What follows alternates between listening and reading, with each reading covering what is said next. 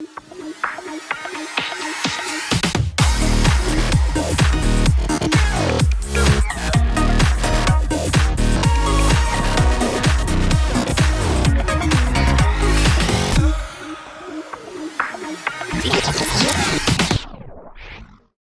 everyone, Dave Menz, Laundromat Millionaire, over here again at my new store project, and thought I'd give you a quick update.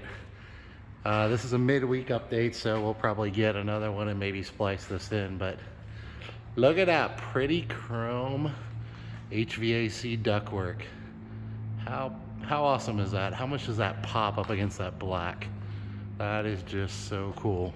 Not only functional, this place is going to be super cool in the summer and super warm in the winter, but the cool thing about that is it also adds an aesthetics to it. Super cool. I also thought you guys would find this really interesting, because I do. My first time doing this. This is a load-bearing wall, and it separates the far right of the building from the left, and we're opening that up. And so what we're doing is we're having a load-bearing wall, this block wall, partitioned off, and we're opening up about a 10-foot, 12-foot section of it, so that our retail counter, which will be on the other side of this wall, our customers from the retail area, this side, will be able to go over to that side, basically through this hole, which is going to be there very soon. That's the start of it. And I found it really cool to see that the structural engineers that are doing this work, hopefully you're not getting too much glare, but how they do this, because I thought this was super cool. And what they do is they come in with these big temporary supports, and they bust a hole in it, and they put these supports in place. Let's see if I can get this without a glare. Let's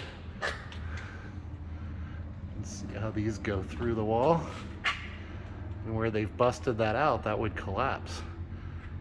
And they put these in place, and that's temporarily how they support this wall. I mean, how cool is that? I hope this is safe. They're engineers, they better know what they're doing, right? But tomorrow we're gonna have a big 12-foot wide hole there, but they spent all day today basically supporting the roof on both sides. And so this is the other side. And so when customers walk in where I'm sitting right now, or standing right now, there's going to be a retail counter back by this door opening. It's going to be a retail counter that goes across the store. And then if they want to go back and forth, they'll be able to walk through this opening right here. So they'll be putting a steel beam across there tomorrow, and then tearing all this out, and then finishing off the outsides of it so that we can paint it. So I thought you might find this a little bit interesting. A ton of additional stuff going on. You can see new electric panels going in, which is exciting. Lots of wiring being pulled, lots of conduit being run. So we are making progress, and we're making a huge mess at the same time. So we're very soon going to be getting the plumbers in here to start cutting concrete right in this area right here. Temporary electric that's feeding our temporary lights. Kind of a crazy situation. So much going on, so much to learn.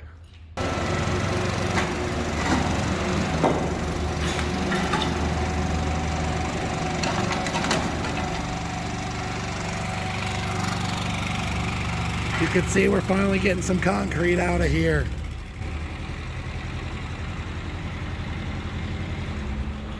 Starting to get this all dug up. These are where our new bulkheads are going to go. They're moving the drains over. And then pouring new concrete.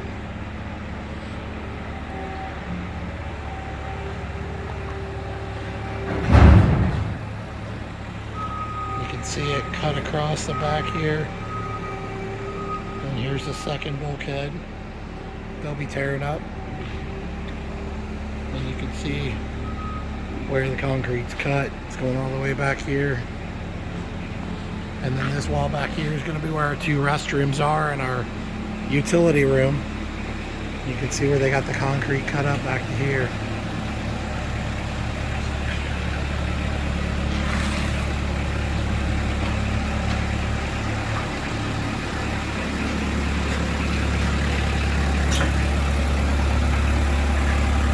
No pictures, please.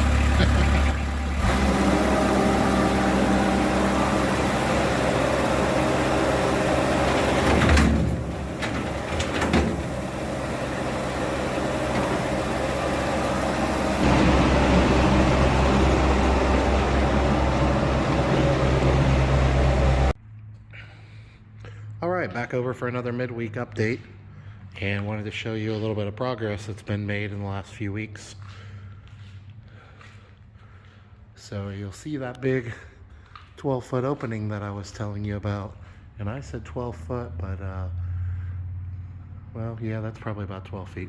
Anyway, I don't have the drawing with me, but you can see the size opening that we have now, our new steel beam in place, and they did a pretty nice job of kind of skim coating and finishing off the edge of the cut brick block, so we can just paint that.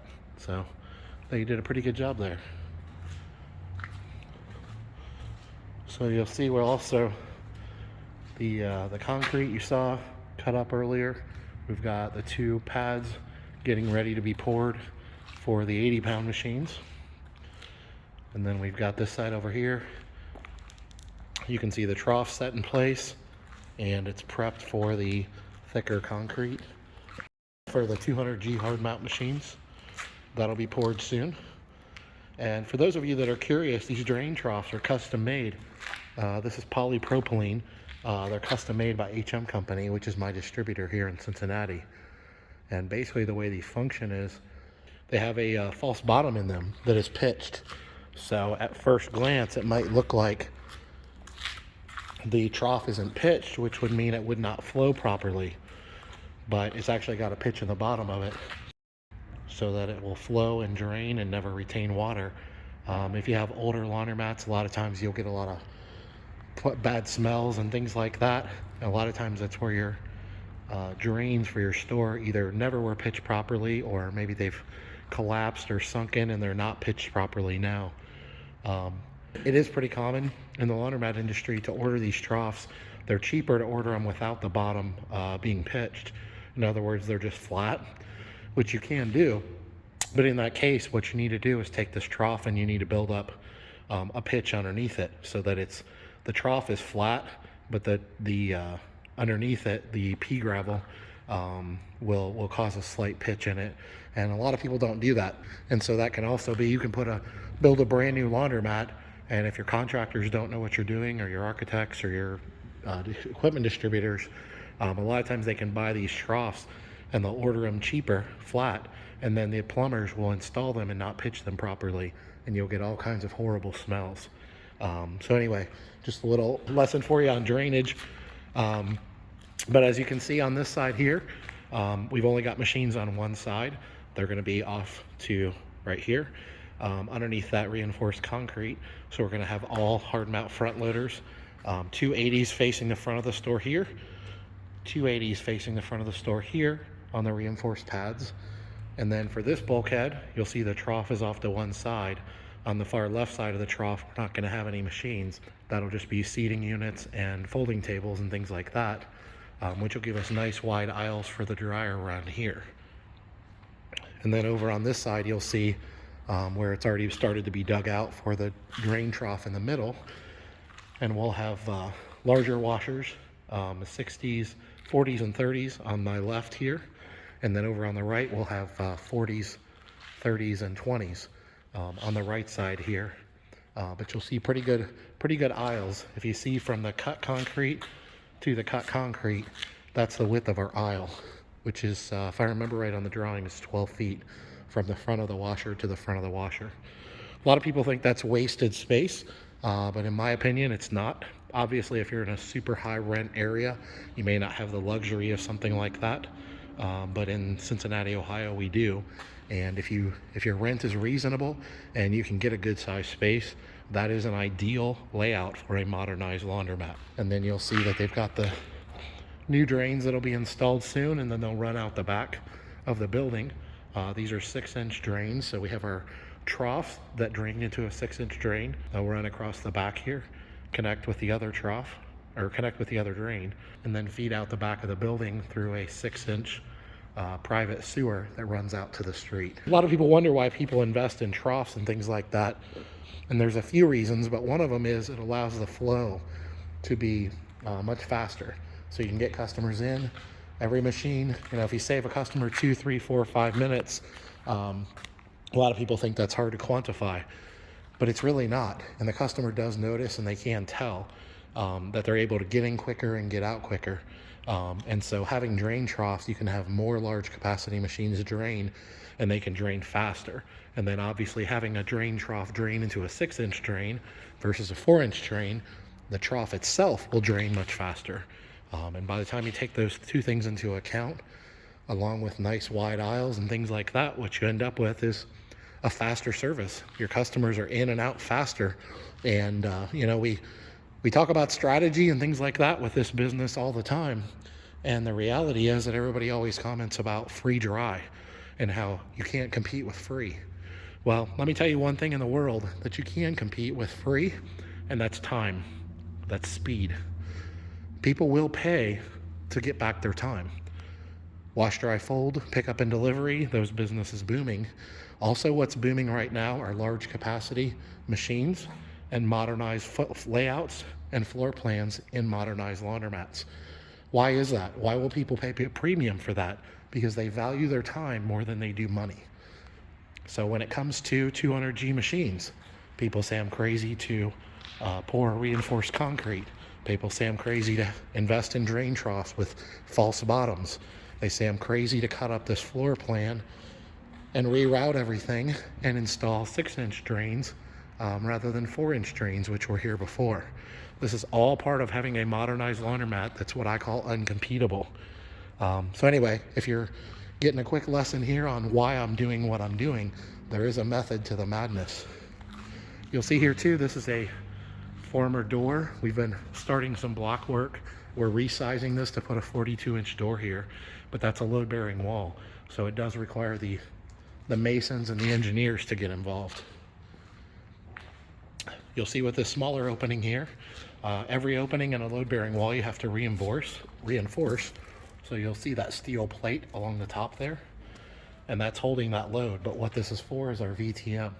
We're installing card readers on all the machines. You'll be able to walk up to the machines and swipe your credit or debit card if you'd like, or pay with your phone. But we'll also have a VTM where you can purchase loyalty cards as well.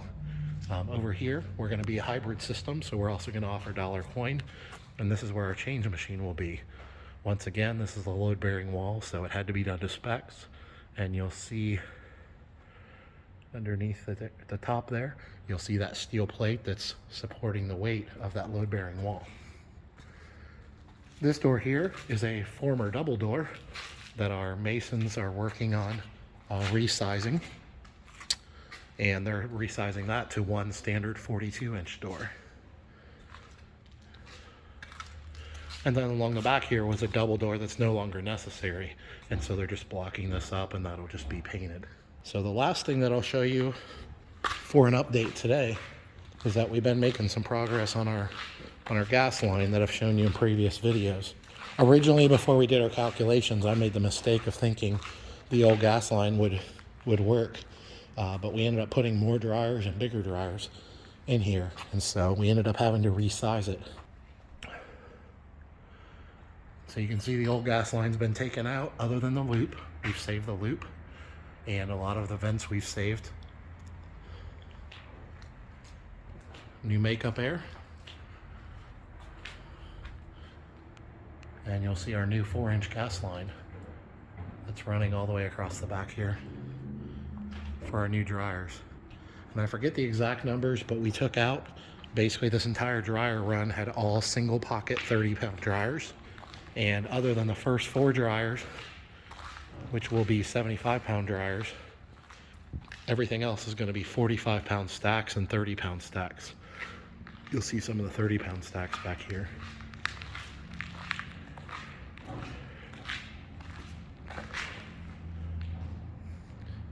So thought you guys would enjoy that update. We're knee deep in it for sure, and doing a lot of important work that you want to make sure you have the right contractors doing. Concrete work, drain plumbing work, pitching properly, making sure the flow happens. Obviously the HVAC work, we've installed new nice shiny chrome duct work. You'll see one run here and another run behind it, and you'll see how it kind of really pops across the back of the store. And then we have another one identical to that on the other side of the building. You'll see we've also been making some progress on the electric back here for the dryer. So we got new wiring and a lot of new conduit, new electric panels, and we've added some additional makeup air. So we're making some serious progress. Exciting times here at the new Queen City Laundry over on the east side of Cincinnati. And we'll continue with progress here, and we'll get you another update in the future. We'll talk soon. Thanks, guys.